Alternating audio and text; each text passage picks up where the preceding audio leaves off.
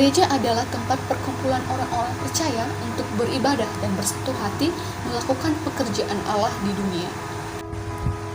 Erikson di dalam buku Teologi Kristen menyatakan bahwa gereja sebagai tempat persekutuan orang beriman yang disebut eklesia. Istilah eklesia ini umumnya untuk jemaat yang dipanggil berkumpul atau melakukan pertemuan. Panggilan ini ditujukan kepada orang-orang yang telah ditebus oleh Yesus Kristus atau kepada orang-orang yang telah berada di dalam persekutuan keselamatannya. Karena kenapa? Karena mereka mempunyai tujuan yang khusus, yaitu memberikan atau menyatakan rencana keselamatan yang dilakukan oleh Kristus. Setiap orang-orang yang telah dipanggil memiliki tugas dan tanggung jawab di dunia ini. Oleh sebab itu, gereja adalah gereja yang melayani, bersaksi keluar mengenai perbuatan-perbuatan Allah yang menyelamatkan dengan rendah hati. Misi gereja adalah mengadakan gereja supaya mendatangkan kemuliaan kepada namanya. Rasul Paulus juga memberitahukan bahwa secara keseluruhan maksud Allah menebus kita, manusia yang berdosa, adalah supaya kita menjadi puji-pujian bagi kemuliaan namanya.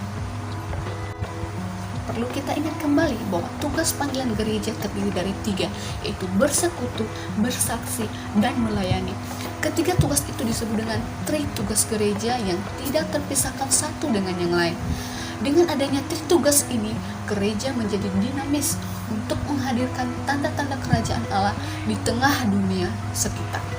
Pelayanan yang dilakukan sebagai warga gereja bukan hanya sekedar memberitakan Injil, tapi semua pekerjaan yang dilakukan dalam pelayanan bagi Kristus di jemaat untuk membangun dan memperluas jemaat, memberi bantuan kepada semua orang yang mengalami kesulitan dalam kehidupan masyarakat.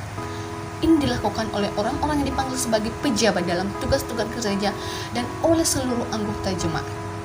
Panggilan untuk melayani dan bersaksi sangat banyak dinyatakan dalam Alkitab. Misalnya, Kisah Para Rasul pasal 1 ayat 8 dan Matius pasal 28 ayat 19 sampai 20. Dalam kedua ayat ini, Tuhan sangat jelas menyatakan bahwa dalam melayani kita tidak sendirian, tapi tumpang tangannya yang penuh kuasa akan menyertai dan memampukan kita.